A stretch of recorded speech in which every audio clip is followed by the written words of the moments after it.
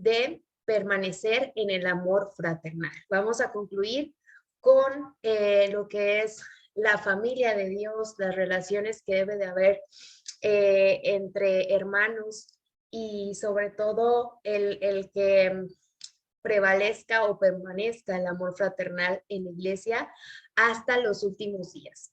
Y pues ya leyeron el versículo que precisamente pues es el título de esta lección, Hebreos 13:1, permanecer en el amor fraternal.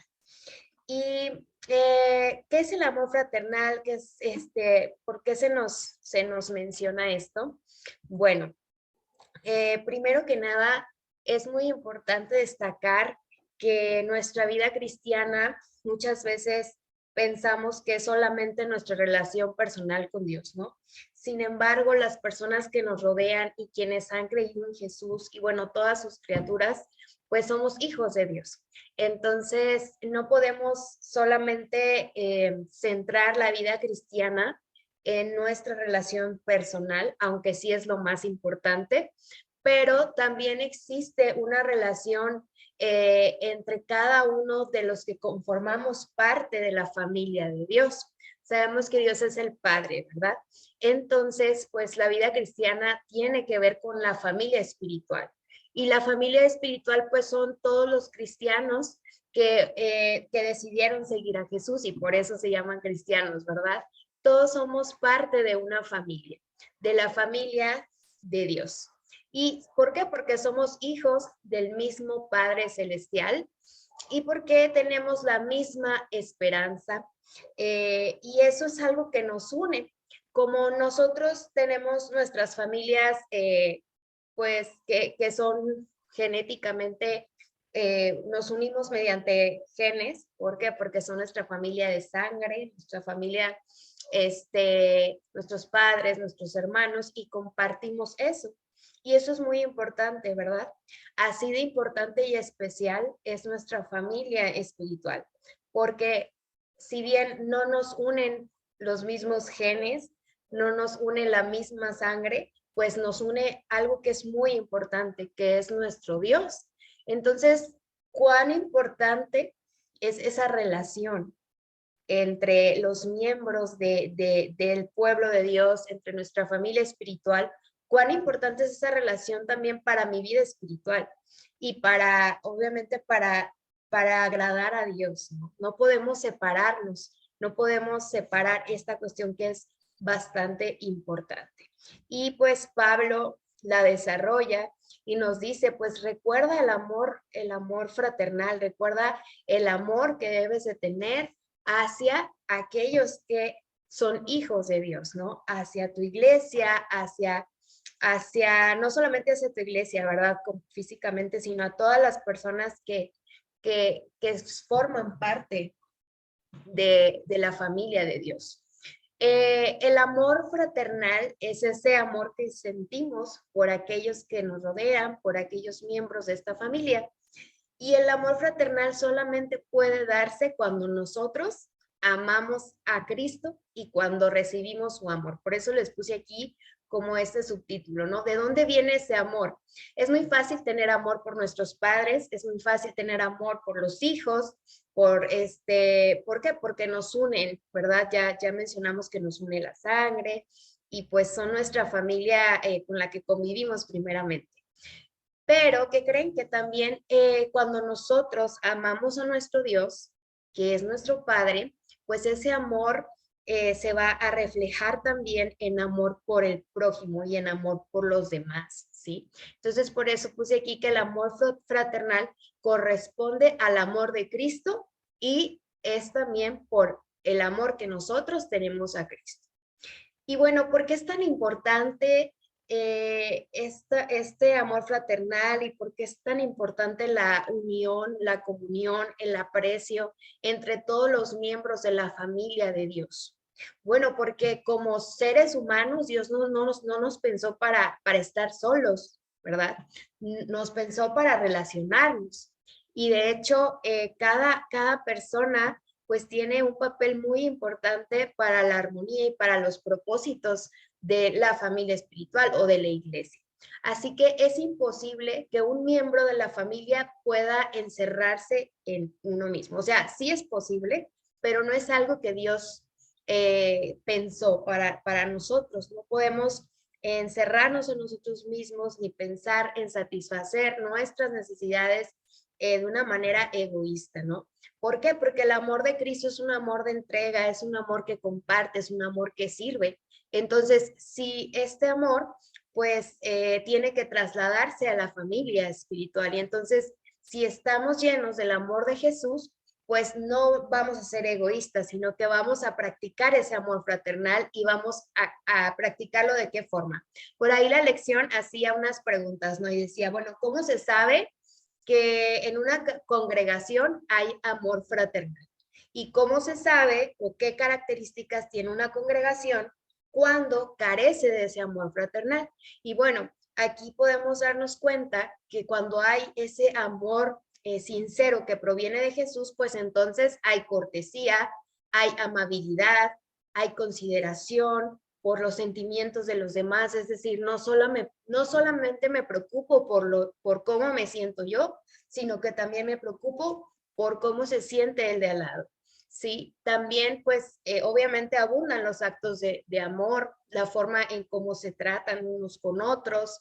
Dice que los actos de amor pues son agradables y que esto hace que las relaciones sean felices, ¿sí?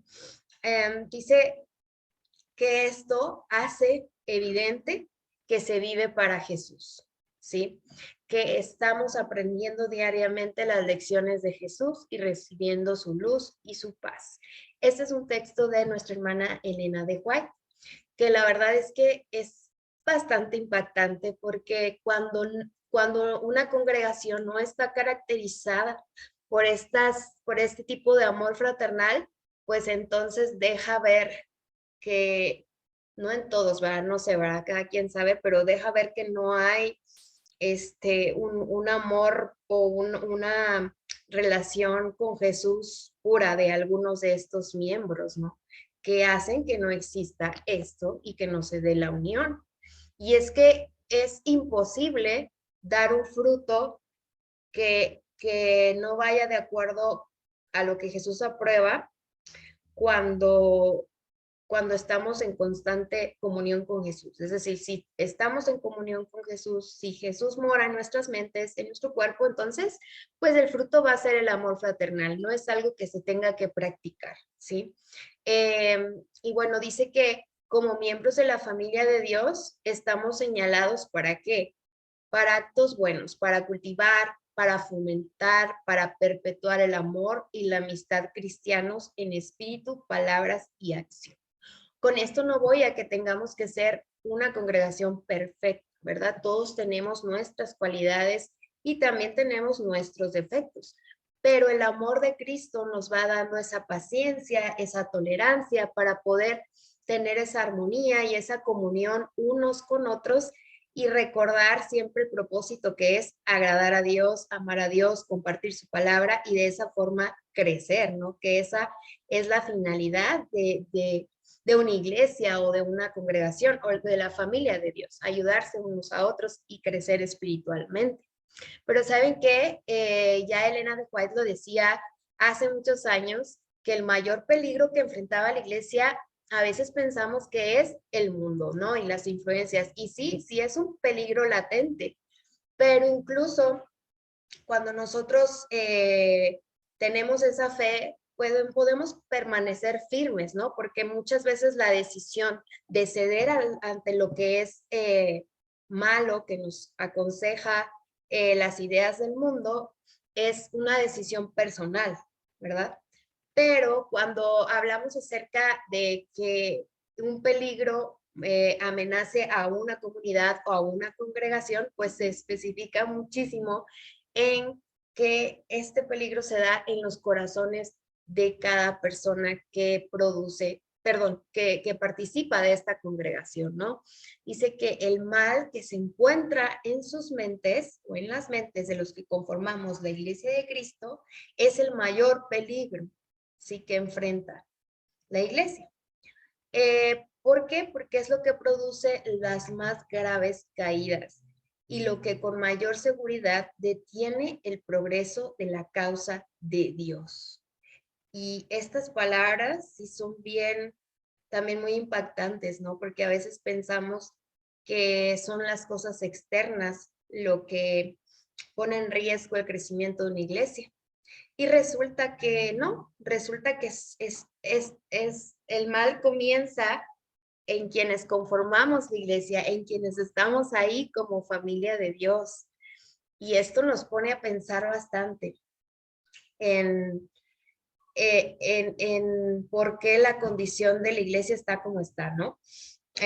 Yo recuerdo leer algunos testimonios y es muy común leer o escuchar opiniones acerca de la iglesia o de los religiosos o de los cristianos, opiniones negativas y que mucha gente se ha alejado de nuestras iglesias precisamente porque el mal está en los miembros de la iglesia y no se refleja el amor de Jesús.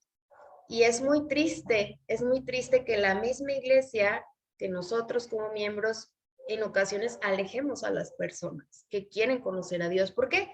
Porque podemos dar a conocer muchas cosas, pero nos falta a veces dar a conocer el amor de Dios en nuestros frutos, en nuestra unión como iglesia.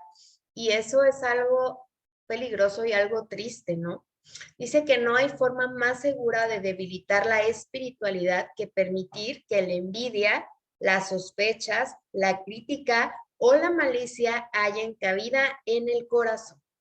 Y respondiendo a la pregunta inicial en la lección que decía, bueno, ¿cómo se caracteriza una iglesia o una congregación donde no hay amor fraternal? Pues bueno, es donde la envidia abunda, las sospechas y la crítica también, y eso hace y genera conflictos. Y ahora, creo que todos nosotros tenemos, ya les comentaba que tenemos defectos, ¿no?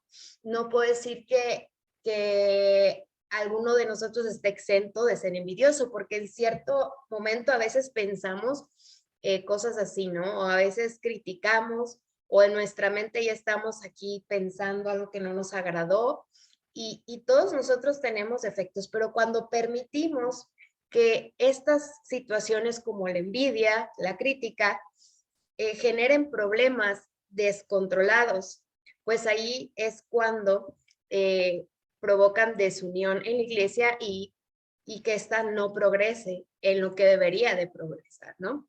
Dice también Elena G. de White que no permitan los cristianos que les sea posible al enemigo señalarlos, diciendo, miren cómo esa gente que se halla bajo el estandarte de Cristo se odian la una a la otra. Fuertes palabras, de verdad, pero es realidad lo que sucede en muchas congregaciones, en la familia de Dios, cuando no hay ese amor fraternal, hay odio, hay egoísmo, y supuestamente estamos bajo el estandarte de Cristo, pero los frutos que dicen que no es así, que predomina el mal, y entonces nos está faltando ese amor fraternal. Dice también que por otro lado, el testimonio más elocuente de que Dios ha enviado a su Hijo al mundo se da cuando existe armonía y unión entre los hombres de distintas características que forman su iglesia. A veces nos preocupamos muchísimo en los programas de la iglesia, en salir a predicar, en las campañas de evangelismo, un montón de cosas y ¿saben en dónde nos preocupamos menos? En nosotros, ¿sí? En si estamos bien espiritualmente. Y entonces podemos participar de todas esas cosas, pero ¿saben qué? Nuestros frutos, nuestro testimonio no es de una persona que ama a Jesús, es una persona que ama otras cosas y que quizás utilizamos eso como excusa. Y que la gente externa se da cuenta y no somos ese testimonio. Y dice aquí que el testimonio más elocuente sería la armonía y unión de la familia de Dios. Ese sería el testimonio más elocuente, es decir, el más que generaría más resultados y el que atraería a más personas. Los seguidores de Cristo tenemos el privilegio de dar ese testimonio, Pero para poder hacerlo debemos ponernos a las órdenes de Cristo y no de lo que nosotros pensamos que está bien o de lo que nosotros aprobamos como adecuado o de nuestras necesidades, sino debemos de ponernos a las órdenes y hacer la voluntad de Jesús. Nuestros caracteres deben de ser como Jesús y la voluntad como la de Dios. Y bueno, muchas veces pensamos que estamos haciendo la voluntad de Dios porque son cosas de la iglesia, pero saben que muchas veces la voluntad de Dios es diferente a lo que nosotros pensamos o queremos que suceda. Y ahí sí tenemos que orar mucho y pedirle a Dios que nos dirija y que nos diga, Señor, ¿cuál es tu voluntad? Sin importar lo que yo piense que es lo correcto, lo mejor para mí o para la iglesia. ¿Qué es lo que tú quieres, Señor? ¿Sí? Y enfocarnos más en eso para que pueda predominar el amor y la armonía. Y bueno, la lección nos habla de Hebreos 13, primeramente nos dice, pues nos habla acerca del amor fraternal, pero después nos empieza a citar algunas cosas importantes para poder tener ese amor como hermanos, pero también ayudar al prójimo, tener esa armonía, tener los principios de Dios, y nos habla acerca de la hospitalidad, de nuestros deberes al visitar y apoyar a las personas que están presas o los que han sido maltratados, honrar el matrimonio, que es algo muy importante. Sabemos que el matrimonio es una institución sagrada y que de ahí, pues, hay que cuidar el matrimonio para que existan buenas personas con principios y que no afecten la armonía de las relaciones, ¿no? Muchas veces cuando somos conflictivos, cuando no tenemos esa inteligencia emocional y nos dejamos llevar, pues es muchas veces porque tenemos algunos traumas que se generan en el hogar, ¿no? Entonces también es importante resaltar cómo Pablo insiste en honrar el matrimonio como una institución sagrada y como ahora sí que la parte esencial de una familia y después de la sociedad. Nos dice también que debemos evitar la codicia y recordar o respetar o obedecer a los dirigentes de la congregación. Así que vamos a ver rápidamente uno por uno, empezando por la hospitalidad. La hospitalidad es una virtud o es un valor o cualidad que consiste en tratar bien y con amabilidad al prójimo. Muchas veces pensamos que cuando nos dice la Biblia que seamos hospitalarios es solamente el acto de recibir a alguien en nuestra casa, ¿no? Y darle de comer. Pero va mucho más allá, porque bueno, en primer lugar, nos dice que la hospitalidad, pues es ¿con quién? Con nuestro prójimo. ¿Y quién es nuestro prójimo? Todo aquel que requiera ayuda, todo aquel que necesite nuestra amistad, nuestra comprensión, nuestra hospitalidad. Así que también la hospitalidad tiene que ver con la comprensión, con la empatía, que tristemente son cualidades que escasean últimamente en nuestras vidas porque estamos tan enfocados en nuestra complacencia que de repente no volteamos a ver a los demás o estamos tan acelerados en nuestro trabajo, en la vida cotidiana, que pueden pasar personas a nuestro lado casi casi pidiéndonos a gritos ayuda y ni siquiera lo notamos. Así que Dios nos dice que seamos hospitalarios, que seamos empáticos con las personas, que miremos más allá, que nos detengamos a observar las necesidades de las personas, ¿no? Y que las podamos atender, perdón, y que Él nos va a dar esa capacidad para poderlo hacer, para poderles ayudar, para poderles más que decirles, pues voy a orar por ti y recibirlos en casa, o si ahora no se puede tanto el contacto físico por la situación de salud, pues podemos buscar formas de atender las necesidades de las personas que nos rodean. Y no tenemos que salir a buscarlas, o sea, a veces es nuestro vecino, a veces es nuestro amigo, alguien que por ahí tenemos en las redes sociales, que está necesitado de nuestra ayuda. Así que el ser hospitalarios es algo que necesitamos ejercer también como miembros de nuestra iglesia, también en nuestra familia espiritual. Y nos mencionaba que había que tener una atención especial con las personas que estaban presas. Sabemos que estas personas pues necesitan de la paz, del amor de Dios, ¿no? Y sabemos que hay ministerios especializados con personas que tienen ese don de acudir, por ejemplo, a estos lugares para compartir el mensaje. Pero yo creo que también esto se refiere a las personas que tienen o que están atravesando por una difícil situación, personas que quizás no están presas físicamente, pero están presas del pecado, que están sumidas en la depresión y que ya, o sea, que traen temas de salud mental, ¿no? Y que quizás nosotros podemos ayudarles, brindarles esa ayuda que ellos requieren y no solamente orando. Muchas veces pensamos que es suficiente con orar, pero no, muchas veces si Dios nos ha dado pues, los recursos para poder apoyar económicamente o con algo que nosotros tengamos que les pueda servir, pues también es con apoyo material o con apoyo emocional. Dice aquí que el cristiano debe esforzarse por simpatizar con cualquier persona que él descubra que se encuentra en necesidad o circunstancias difíciles. A veces pasamos y nos hacemos como que no estamos viendo la necesidad, ¿no?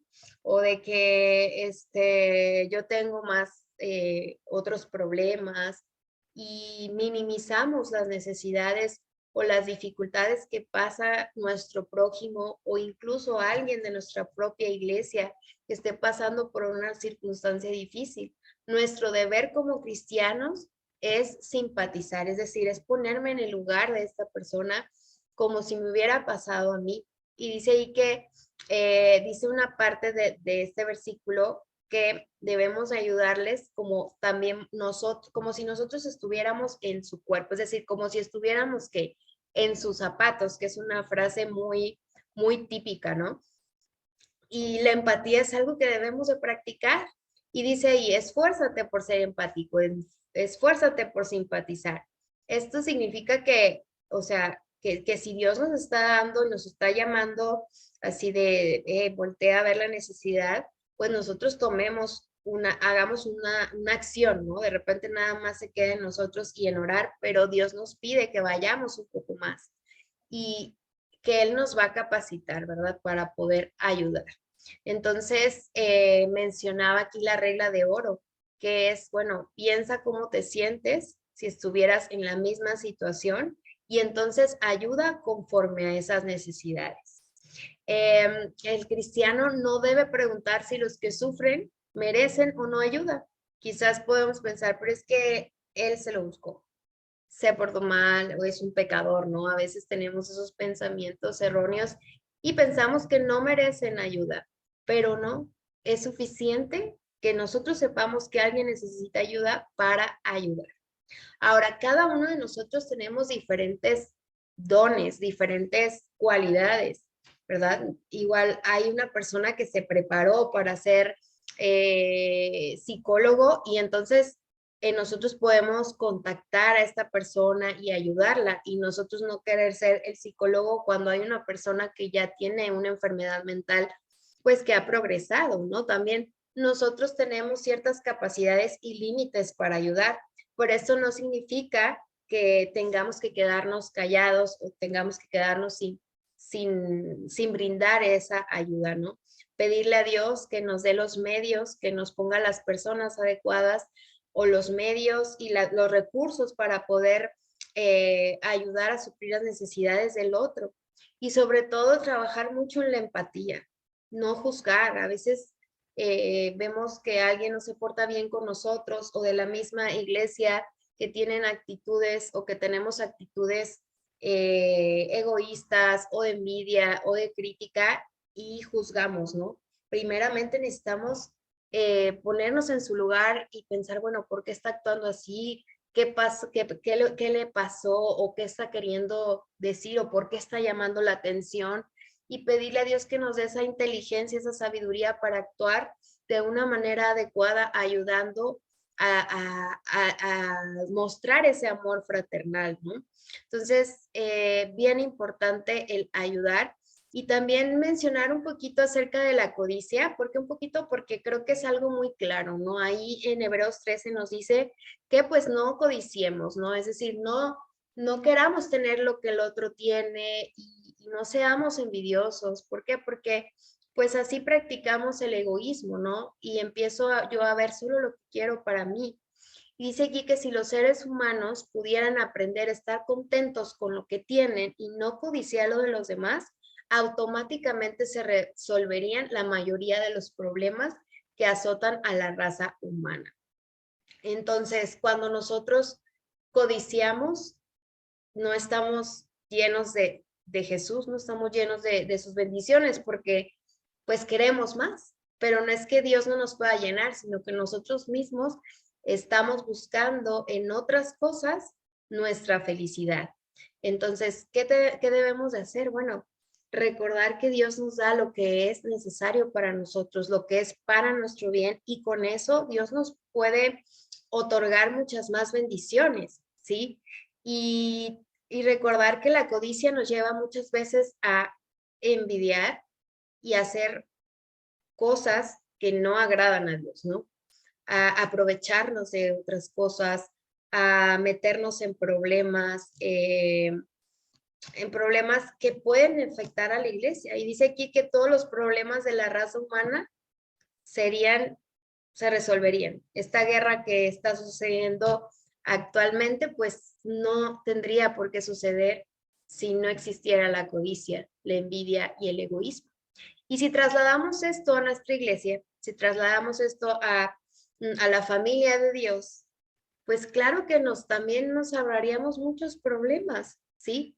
Porque muchas veces nos da envidia lo que hace un hermano, lo que tiene un hermano, el liderazgo que pueda tener, pero ¿saben qué? Debemos aceptar primeramente lo que Dios nos da y entender que todos somos diferentes, ¿sí? Que Dios nos dio a cada uno conforme a lo que Él pensaba que era correcto, conforme al propósito que tiene para cada uno de nosotros.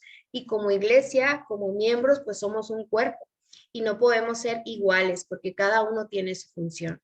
Así que si nosotros aceptamos que todos los que conformamos nuestra iglesia, la familia de Dios, somos valiosos y que Dios nos ha otorgado lo que tenemos con un propósito, pues estaríamos más preocupados en que ese don que Dios me ha dado, ponerlo en práctica para el bien de la iglesia, para el bien de los hermanos, y no en estar viendo lo que otros hacen y lo que yo no hago, ¿sí? Y así nos ahorraríamos muchos problemas y permitiríamos que el amor de Dios estuviera en nosotros y que el amor fraternal pues nos uniera. Así que eso también es importante trasladarlo, ¿no? Y bueno, también Hebreos 13 nos habla acerca de el respeto, el liderazgo de los pastores o de aquellos líderes de la iglesia, eh, que nos dice, bueno, acuérdate, es decir, recuerda lo que han hecho. ¿Y a quién se refiere? Se refiere a los dirigentes, ya sean pastores o líderes. Dirigentes que se encuentran a cargo de qué? Del bienestar espiritual de la congregación, ¿sí? Entonces, los pastores, por ejemplo, son los que deben de velar por el bienestar espiritual de la congregación, porque es algo que ellos eligieron, ¿no? Y muchas veces es por un llamado especial que recibieron. Entonces, son líderes que sirven bajo las órdenes de Dios. Y entonces, todo lo que ellos hagan cuando están bajo las órdenes de Dios, bajo las órdenes de Jesús, pues tiene que ser ¿para qué? Para promover la unidad de la iglesia, para promover la comunión y el crecimiento espiritual. Y es a ellos a quienes debemos de tener respeto, debemos pues recordar lo que hacen, incluso imitar. Pero ¿saben qué? No porque una persona tenga un cargo quiere decir que obedece las órdenes de Jesús, ¿verdad? También debemos nosotros identificar quiénes hacen la voluntad de Dios. Y también Pablo nos dice, bueno, recuerda lo que hacen, es decir, honra, piensa e imita la vida de aquellos dirigentes, de aquellos líderes que siguiendo los mandatos de Jesús, que siguiendo el ejemplo de Jesús te compartieron su fe, te trajeron la fe o te compartieron la verdad. Estoy segura que muchos de ustedes tienen como alguien en mente que haya impactado su vida espiritual con su ejemplo, que te haya compartido su fe y entonces pues nos invita a recordarlos y a imitar lo bueno que tienen, ¿no? A imitar las obras que tienen y obviamente a respetarlos y a tenerlos en cuenta, ¿no? Y no solamente los líderes de ahora, sino por ejemplo, todos aquellos que fundaron la iglesia, que aportaron algo. Siempre hay cosas que aprender de los líderes de la iglesia, aunque no los hayamos conocido, sino también a los hombres de fe, como decía Pablo, todos los que se consideran los héroes de la fe, cuánto debemos de aprender de ellos, ¿no? Y de imitar en sus acciones. Y recordando o volviendo, perdón, a los dirigentes de la iglesia y pues a su llamado, siempre cuando la combinación del cuidado y la fidelidad de los dirigentes y la obediencia o confianza de los miembros producirá alegría. O sea, ¿qué significa? Que el cuidado y fidelidad de los dirigentes más la obediencia o confianza de quienes, de los miembros, esta combinación producirá alegría, producirá armonía. Pero ¿qué pasa si algo falla? ¿Verdad? ¿Qué pasa si el dirigente, pues sí tiene el cuidado y la fidelidad, pero los miembros no tienen la obediencia o la confianza? Pues va a haber un caos. Y viceversa, ¿sí? Cuando el dirigente está guiado más por sus impulsos que por la voluntad de Dios, puede ser algo peligroso para su iglesia también. ¿Por qué? Porque los puede llevar a lo opuesto, a la desunión. Entonces, bueno, los líderes podrán servir a la congregación con alegría y algo muy importante es que ellos van a dar cuenta a Dios de toda esa responsabilidad que les di, ¿sí? Y cuando lo hagan bien, pues cuando lo hagan con alegría, pues darán cuenta a Dios con alegría y no con tristeza, que esto es el objetivo, ¿no? Y creo que los dirigentes también merecen pues respeto, ¿no? Y ellos también tienen sus luchas y no porque por el hecho de que alguien sea pastor pues va a ser perfecto, ¿no? Pues obvio que no, ellos también tienen sus situaciones, sus luchas espirituales, pero deben siempre velar por la unión de la iglesia, ¿sí? Siempre velar por hacer la voluntad de Dios. Y algo importante también es que nosotros pues podremos corresponder y respetar cuando sea de esta forma. Y finalmente decía Hebreos 13 que no nos dejemos llevar por enseñanzas falsas. Y por ahí hablaba acerca de algunos rituales que todavía tenían el pueblo judío en cuanto a la religión y algunas enseñanzas caprichosas que ponen o que le dan más importancia a lo que uno hace, o sea, a las obras, que a la gracia y a la salvación por medio de Jesús. Y por ahí Pablo mencionaba algo acerca de los alimentos puros, los impuros y todo esto, ¿no? Pero Pablo no quería hablar acerca de que si estaba de acuerdo en que consumieran ciertos alimentos, sino lo que él estaba hablando es que lo que estaba erróneo en estos rituales o en estas doctrinas que seguían, es que participar de ellos, de esos alimentos, con la esperanza de obtener gracia de alguna manera. O sea que por comer, por participar de esos rituales, de esos cultos, yo iba a tener el favor de Dios. Ese era el pensamiento que se tenía y eso es algo erróneo. ¿Por qué? Porque Dios nos ha mostrado que lo más importante es la fe y no las obras. Las obras son un resultado de la fe.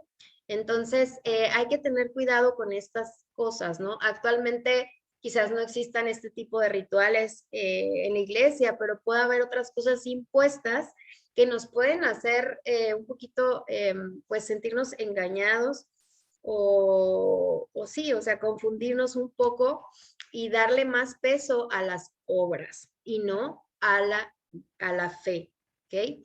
Dice que nuestra fe debe fundamentarse ¿en qué? En la gracia, ¿sí? Es esta gracia que recibimos mediante el sacrificio de Jesús lo que va a brindar estabilidad y seguridad a nuestro corazón. Cuando el corazón ha sido afirmado de esta manera, no será llevado por nuevas doctrinas ni se desviará de Dios. Entonces hay que tener cuidado con cosas que pensamos que son muy importantes, ¿no? Que de repente como por tradiciones de la iglesia, nosotros imponemos, pero en realidad nos pueden desviar de Dios y nos pueden llevar a caminos engañosos y a basarnos en nuestras obras.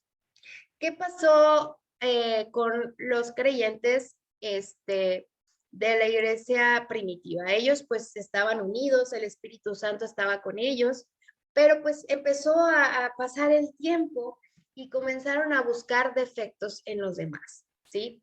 Estaban tan preocupados por los errores de los demás y ocupados en criticar acerbamente, perdieron de vista lo más importante, perdieron de vista al dueño y al Señor y al dirigente de la iglesia, que es ¿quién? Que es Dios. Entonces perdieron de vista a Jesús y su amor y se pusieron más estrictos con respecto a ceremonias exteriores y priorizaron en estas reuniones, en estas leyes, insistían más en la teoría que en la práctica de la fe. En su celo por condenar a los demás, pues se olvidaban de sus propios errores. ¿Por qué? Pues porque es muy fácil resaltar quién se está equivocando, resaltar o ver las personas que no van de acuerdo a lo que yo pienso, y entonces empiezo a ver a todo mundo menos a mí. Entonces pasaron por alto sus propios errores y ¿qué pasó? Pues se perdió el amor fraternal que Jesús les había encomendado. Y peor aún, no se daban cuenta de lo que habían perdido.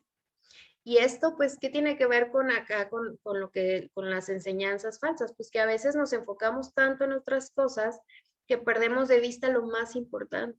Sí, entonces empezamos a ver los errores y a criticar, y la iglesia se empieza a romper y se empieza a desunir y el amor fraternal desaparece.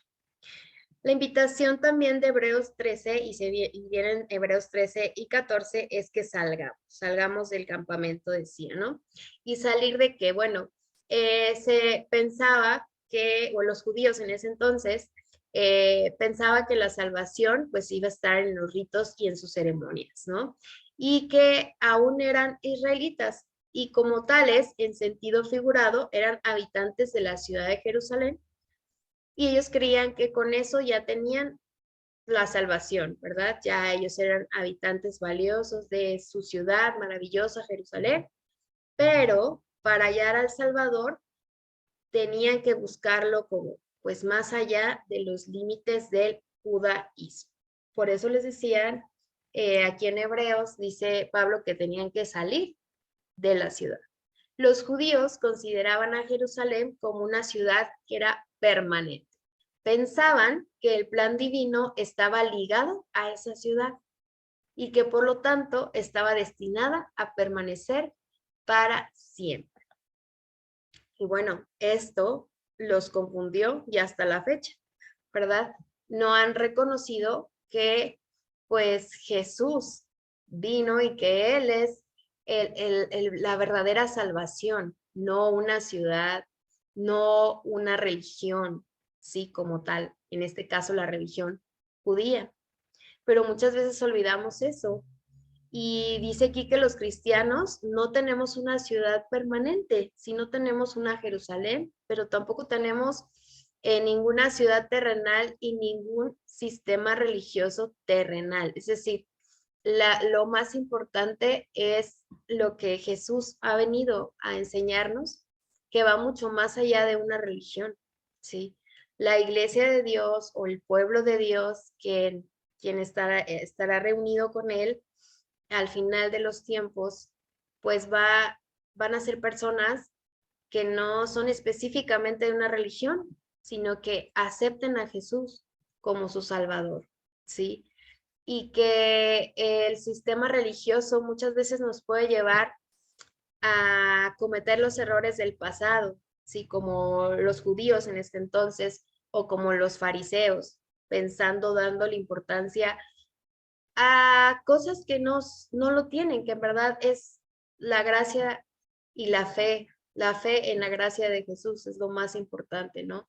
Entonces, así como Pablo se refería a los judíos y que salieran de ahí, pues nosotros no es una invitación a salir de la iglesia, ¿verdad? No, para nada.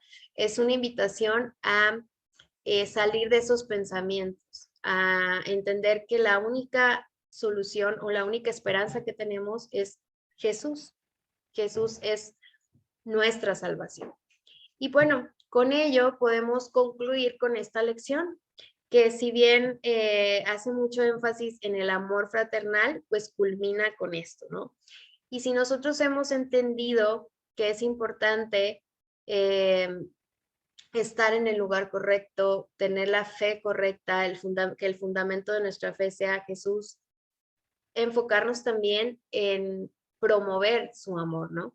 En que en estos tiempos, pues todavía no se acaba la cosa, ¿no? Pero vienen tiempos difíciles y que es mejor estar como unidos que desunidos. Así que el amor fraternal debe de predominar en nuestras vidas, debe de predominar en nuestra congregación y en la familia de Dios. Así que la única forma de poder hacerlo es mediante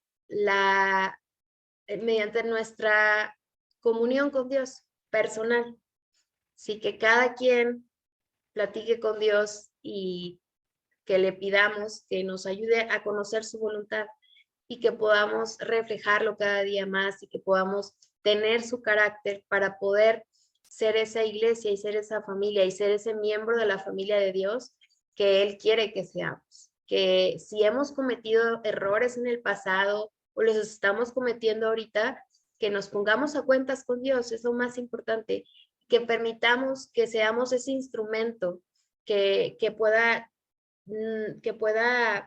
ayudar a la unión en la iglesia, pero también que podamos ser ese testimonio, ese instrumento para atraer a otras personas a sus pies, ¿no? Entonces, ese es mi deseo y oración de esta noche y espero que esta lección nos haya ayudado a ver en qué hemos estado fallando y cómo podemos aportar y cómo podemos ejercer ese amor fraternal que Dios quiere que tengamos hacia con su iglesia y con los miembros de la familia de Dios.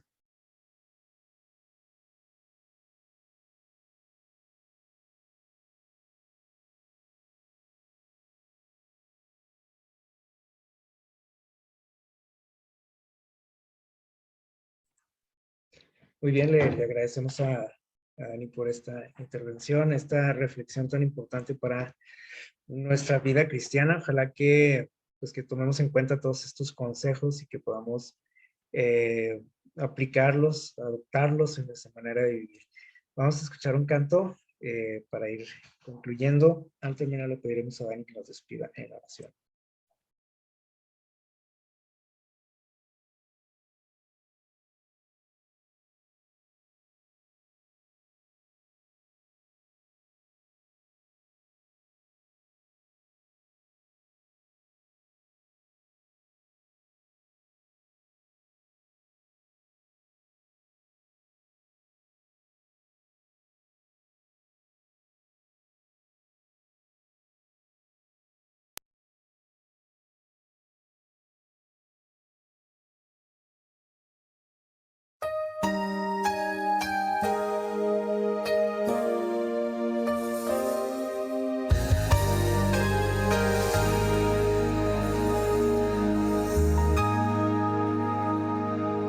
Si amamos solo a aquellos que fácil son de amar y solo damos esperando recibir,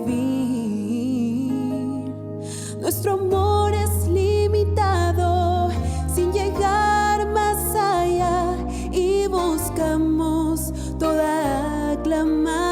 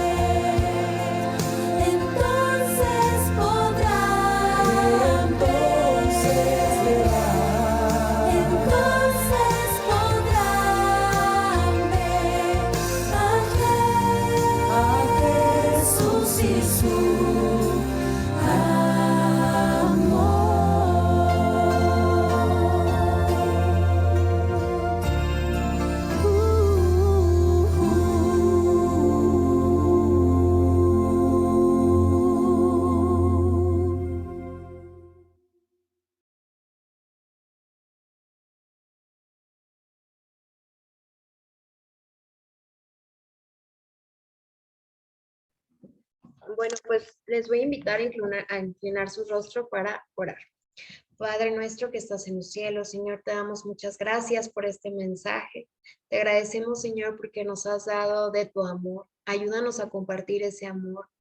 Ayúdanos a ser buenos hermanos de la iglesia, a estar al pendiente de las necesidades de cada uno de los miembros de tu iglesia y de nuestro prójimo. Que podamos mostrarte a ti, que podamos sobre todas las cosas dar testimonio de lo que has hecho en nuestras vidas, de la transformación que has hecho y que podamos hablar de lo que nos espera en un futuro contigo a otras personas. Te pedimos, Señor, que bendigas a tu iglesia y los proyectos que se tienen, que podamos también disfrutar este día en tu compañía y también en la compañía de nuestros seres queridos. Que sea de bendición este sábado. Te lo pedimos en el nombre de Cristo Jesús. Amén.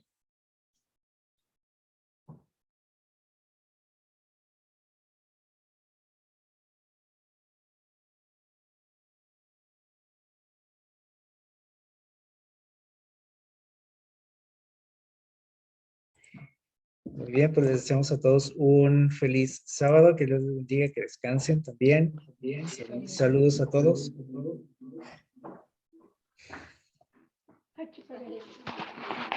Gracias. Teodina, Dani, Jennifer, Carlos.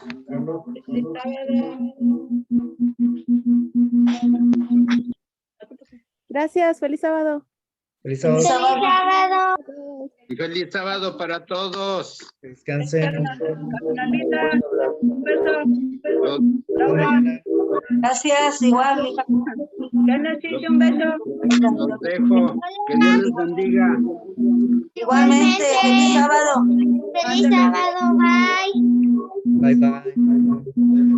¿Tampoco tienen frío? Feliz sábado. ¿Tampoco tienen frío? Estaba haciendo fresco, ¿sí? Sí, ándale. Bueno. Pues Ok. sí. Ándale, Adiós. Dios mañana. Cuídense. Adiós. Adiós.